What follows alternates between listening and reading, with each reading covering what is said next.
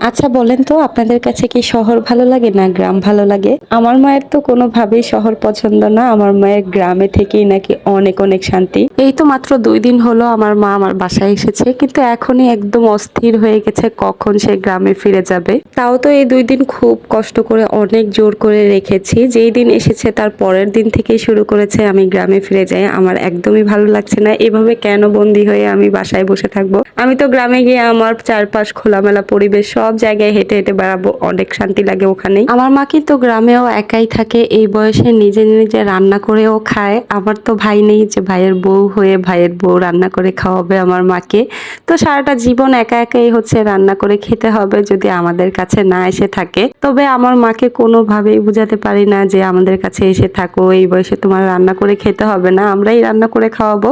কিন্তু ওই যে আমার মা একদমই শহরে থাকতে পারে না, তার গ্রামেই ভালো লাগে। আমার মায়ের তো ৪ টা মেয়ে। তার ৪ বিয়ে হয়েও কিন্তু এখন সে তার একটা মেয়েকেও কাছে পায় না। এই তো একা একাই নিজে, নিজে রান্না করে খেতে হয়। ওই যে সে তার সব মেয়েগুলোকেই বিয়ে দিয়ে দিয়েছে। এখন পরের ঘর থেকে তো চাইলেও তারা তার কাছে গিয়ে থাকতে পারে না। তাকে রান্না-বান্না করে কাজকর্ম করে খাওয়াতে পারে না। কিন্তু চাইলেই কিন্তু নিজেদের কাছে এনে রাখতে পারি। কিন্তু আমার মা কোনোভাবেই থাকবে না। আসলে গ্রামের মানুষগুলো কিন্তু এরকমই হয়। খুব সহজ সরল এবং খুব সাদাসিধে ভাবে নিজেদের জীবনযাপন করতে অনেক বেশি পছন্দ করে। আর আমার বাবা চলে যাওয়ার পর থেকে আমার মা অনেক বেশি একা হয়ে গিয়েছে। প্রায় সময় মাকে নিয়ে অনেক বেশি টেনশন হয়, অনেক বেশি চিন্তা করি। আর আমাদের ৪ বোনের কিন্তু মাথার উপরে আমারই একমাত্র মাই রয়ে গিয়েছে। আমাদের একটা ভাইও নেই যে ভাই আমাদের জন্য চিন্তা করবে। শুধুমাত্র এই মাটাকেই আল্লাহ আমাদের জন্য বাঁচিয়ে রেখেছেন। আল্লাহ যেন আরো অনেক, অনেক বছর আমার মাকে আমাদের জন্য বাঁচিয়ে রাখেন। তো এই যে মায়ের ভালোবাসা, মা চলে যাওয়ার সময়ও আমার জন্য রান্না করে রেখে গিয়েছে।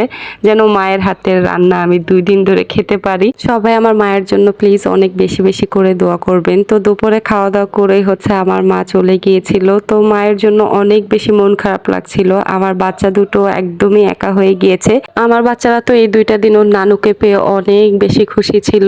প্রায় রাতের ১২টা ১টা বেজে যেত। সবাই মিলে একসাথে গল্প করতাম, মজা করতাম। আর আজকে একদমই আমার ঘরটা ফাঁকা হয়ে গিয়েছে। তো এখন কি আর করব, যখন আমার খুব বেশি মন খারাপ থাকে তখন এভাবে বসে, বসে মেহেদি দেই। আমার মন ভালো করার একমাত্র ঔষধই হচ্ছে মেহেদি। আমি মেহেদি পড়তে অনেক, অনেক বেশি পছন্দ করি। তবে এখন খুব একটা সময় হয় না মেহেদি দেওয়ার জন্য, যেহেতু ছোট বাবু আছে। মেহেদি পড়ার পরে একটু পর, পর এসে আমার কোলে উঠবে, আমাকে ধরবে। তখন দেখা যায় মেহেদি নষ্ট হয়ে যায়। তো এই ভয়ে খুব একটা মেহেদি ইদানিং পড়াই হয় না।